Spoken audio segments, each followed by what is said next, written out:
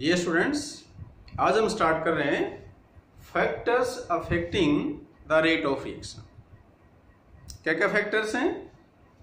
ये main 5 factor हैं। पहला है कंसंट्रेशन ऑफ रिएक्टेंट्स, दूसरा है टेम्परेचर, तीसरा है प्रेजेंस ऑफ कैटालिस्ट, फोर्थ है नेचर ऑफ रिएक्टेंट्स, फिफ्थ है सरफेस एरिया ऑफ रिएक्टेंट्स।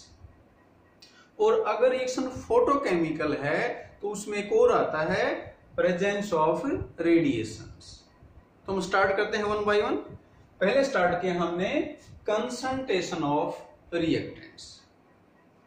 इसके लिए हमने किए जनरल रिएक्शन मान ली जिसमें A moles of A react with B moles of B and form products। हमें यह सिर्फ कंसंट्रेशन ऑफ रिएक्टेंट्स पे फोकस करना है, इसलिए हमने प्रोडक्ट को मेंशन नहीं किया, जरूरत भी नहीं होती। तो इस पे हम अप्लाई कर रहे हैं लॉ ऑफ मास एक्शन। ये एक थ्योरेटिकल टॉपिक है। ये कहता है rate of reaction is directly proportional to product of concentration of reactants each raised to power equal to the coefficients present in balanced chemical equation। शायद clear सभी को। Law of mass action कहता है कि रेट डिपेंड करेगा किस पे? Concentration के प्रोडक्ट्स पे। और पावर किसके बराबर आएगी? जब हमने इक्वेशन को बैलेंस किया तो जो स्टोइचियोमेट्रिक कोएफिशिएंट्स हैं उसके बराबर। ये थ्योरेटिकल है। ये पावर हमेशा इसके इक्वल रहेगी, ये ध्यान रखें। अगले स्टेप में हमने इस पर पॉजिटिव साइन की जगह के रख दिया और के यहां पर है रेट कांस्टेंट।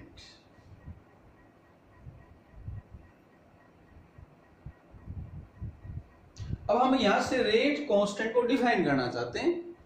कहीं पर भी कांस्टेंट को डिफाइन करें तो क्या करते हैं?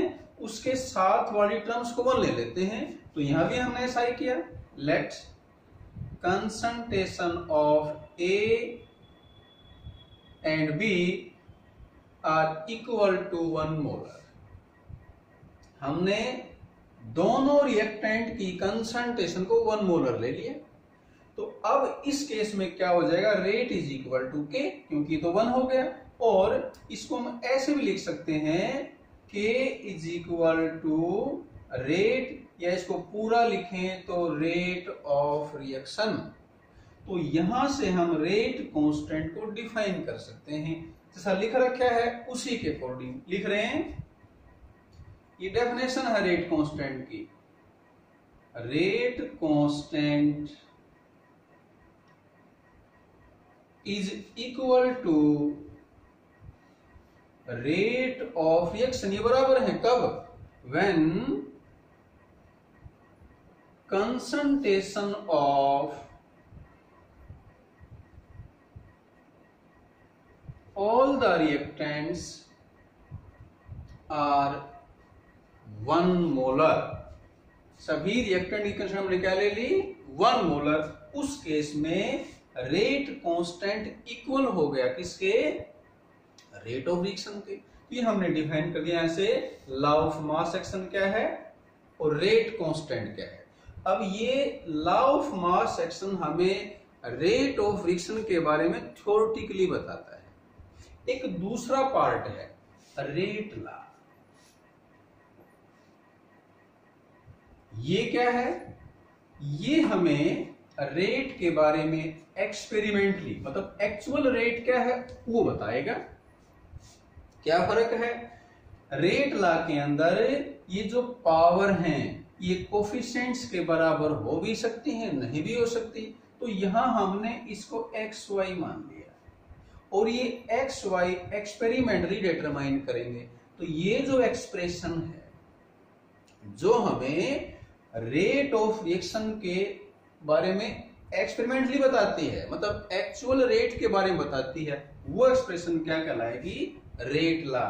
तो इसको हम ऐसा लिख सकते हैं, एन एक्सप्रेशन which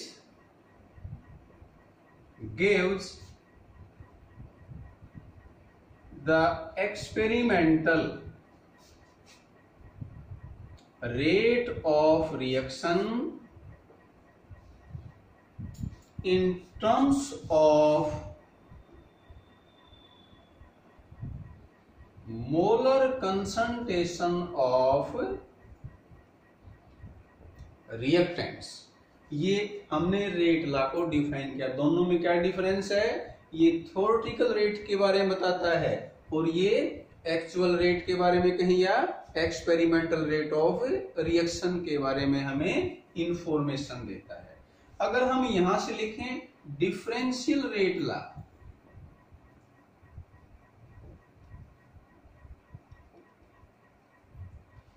तो उसमें इस रेट की जगह हम लिखेंगे minus dr divide by dt।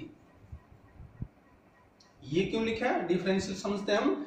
Minus क्यों लिखा? क्योंकि रिएक्टेंट की टर्म्स में हम रेट लिख रहे हैं और रिएक्टेंट की कंसंट्रेशन टाइम के साथ डिक्रीज होती है, तो ये नेगेटिव साइन डिक्रीज को रिप्रेजेंट करता है। Is equal to k into a into b और ये पावर है xy।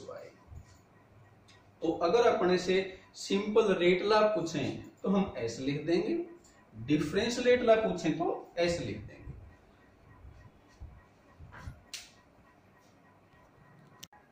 आगे स्टार्ट कर रहे हैं ऑर्डर ऑफ रिएक्शन। रिएक्शन का ऑर्डर है ये रेट लॉ से आएगा। ये जैसे लिखा था अभी हमने, रेट लॉ की एक्सप्रेशन। तो इस एक्सप्रेशन में रिएक्टेंट की कंसंट्रेशन ऑफ रिएक्टेंट की जो पावर है, अगर हम उस पावर को ऐड कर देंगे तो वो आएगा ऑर्डर ऑफ रिएक्शन। ऑर्डर क्या हुआ? It is the sum of powers of concentration of reactants in rate law. यहां पावर एक्स वाई है तो ऑर्डर क्या गया? X plus Y. For example जैसे हमें ये रेट लॉ दे दिया जाए, ऐसे क्वेश्चन एग्जाम में पूछ लेते हैं, ये किसी रिएक्शन का रेट लॉ है, ये कोई भी वैल्यू हो सकती है, प्लस में माइनस में। अपने से पूछें कि इस रिएक्शन का ऑर्डर क्या है, तो हम क्या करेंगे? पावर को ऐड कर देंगे। तो यहां पर ये क्या गया? Order of reaction 2। और डिफरेंट केस में डिफरेंट आ सकता है, तो ऐसे क्वेश्चन 1 नंबर में आ सकते हैं। नेक्स्ट आता है यूनिट्स ऑफ के। रेट कांस्टेंट की यूनिट्स क्या होंगी? उसके लिए हमने मान लिया कि ये अपने पास एक n ऑर्डर की रिएक्शन है, क्योंकि ऑर्डर कहां से आएगा? पावर से। किसकी पावर? Concentration of reactant. यहां से हमने k निकाल लिया, तो k है rate divide by concentration of reactant power n। अब रेट क्या है? Change in concentration per unit time. तो हम रेट को लिख सकते हैं कंसंट्रेशन डिवाइड बाय टाइम। अब यूनिट तो सेम रहेगी चाहे चेंज लिखें या ना लिखें, इनटू 1 डिवाइड बाय आर क्या है? ये भी कंसंट्रेशन है, तो इसको हमने ऐसे लिख दिया कंसंट्रेशन की पावर n। इसको सिंप्लीफाई कर लेते हैं तो ये अपने पास आ जाएगा k इज इक्वल टू, इसको लिख रहे हैं आगे, कंसंट्रेशन की पावर 1 है, ये पावर n है, तो ये हो जाएगा कंसंट्रेशन की पावर 1 माइनस n। ये पावर 1 थी, n ऊपर माइनस जाके नेगेटिव हो गया, और टाइम है ये भी ऊपर जाएगा तो इनवर्स हो जाएगा, माइनस हो जाएगा। अब कंसंट्रेशन की यूनिट है मोल पर लीटर, और टाइम मेनली किसमें लिखते हैं? सेकंड में। तो अब यहां से हम डिफरेंट ऑर्डर की रिएक्शन के लिए रेट कांस्टेंट की यूनिट डिराइव कर सकते हैं। हम स्टार्ट करते हैं फॉर जीरो ऑर्डर रिएक्शन। अगर रिएक्शन का जीरो ऑर्डर है तो उसमें n की वैल्यू क्या होगी? जीरो, क्योंकि ये n हमने पावर ली थी रिएक्टेंट की। अब n की जगह जीरो पुट करें तो k की यूनिट आ जाएगी मोल पर लीटर पर सेकेंड। अब ये यूनिट किस जैसी है? रेट ऑफ रिएक्शन जैसी।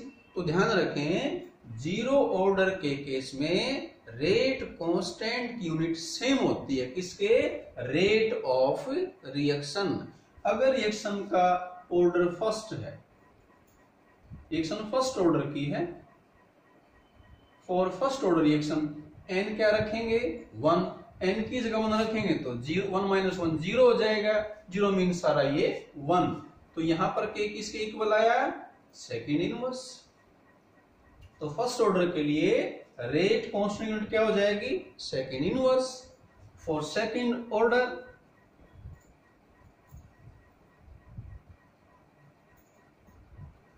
n की वैल्यू क्या होगी? 2। n की वैल्यू 2 पुट करेंगे तो ये क्या आएगा? यहां 1 माइनस 2 माइनस 1 आ जाएगा। तो इसको हमने ऐसे लिख दिया, ये माइनस 1 अंदर आएगा तो लीटर प्लस में हो जाएगा, मोल है ये माइनस में हो जाएगा, लीटर पर मोल पर सेकेंड। और अगर हम लिखें फॉर थर्ड ऑर्डर रिएक्शन तो उसमें n की वैल्यू हो जाएगी 3, और n अगर 3 है तो उस केस में क्या आ जाएगा? यहां 3 रखेंगे तो माइनस 2 हो जाएगा ये, तो लीटर स्क्वायर मोल माइनस 2 पर सेकेंड। तो यहां से हमने बताया कि हम k की यूनिट डिफरेंट ऑर्डर के लिए कैसे डिटरमाइन कर सकते हैं। अब इन यूनिट का यूज क्या कर सकते हैं? हम अप्लाई कर रहे हैं अब यूनिट्स ऑफ रेट कांस्टेंट को एक क्वेश्चन के लिए। क्वेश्चन है आइडेंटिफाई द रिएक्शन ऑर्डर। अगर हमें गिवन है रेट कांस्टेंट, ये क्वेश्चन से 1 नंबर में आते हैं, तो यहां हमें वैल्यू को यूज नहीं करना, हमने सिर्फ यूनिट्स देखनी है। जैसे अभी बताया था हमने जीरो ऑर्डर में क्या है, फर्स्ट ऑर्डर में, सेकंड में क्या है, उस तरह से। तो यहां तुम देखोगे ये जो यूनिट है लीटर पर मोल पर सेकंड, किसके लिए थी? ये सेकंड ऑर्डर की थी। तो पहले क्वेश्चन का आंसर क्या हो गया? Second order. दूसरे केस में यूनिट क्या है? Second inverse. ये किसके लिए होती है? ये फर्स्ट ऑर्डर। तो इसका आंसर हो गया फर्स्ट ऑर्डर। तो इस तरह से क्वेश्चंस अपने से पूछे जा सकते हैं जहां हमें रेट कांस्टेंट गिवन हो और अपने से ऑर्डर पूछा जाए। तो क्या बताया उसके लिए? हमने यूनिट्स देख लेंगे और वो कंपेयर कर लेंगे किस जैसी है, वो फर्स्ट ऑर्डर जैसी हैं, सेकंड जैसी हैं, थर्ड जैसी हैं, जीरो जैसी हैं। तो ये आज हमने टॉपिक कंप्लीट किया है effect of concentration of reactants. उसमें क्या क्या बताया? लॉ ऑफ मास एक्शन क्या है, रेट लॉ क्या है, ऑर्डर क्या है, रेट कांस्टेंट क्या, उसकी यूनिट्स क्या है। तो आज के टॉपिक में इतना ही करेंगे। Thank you.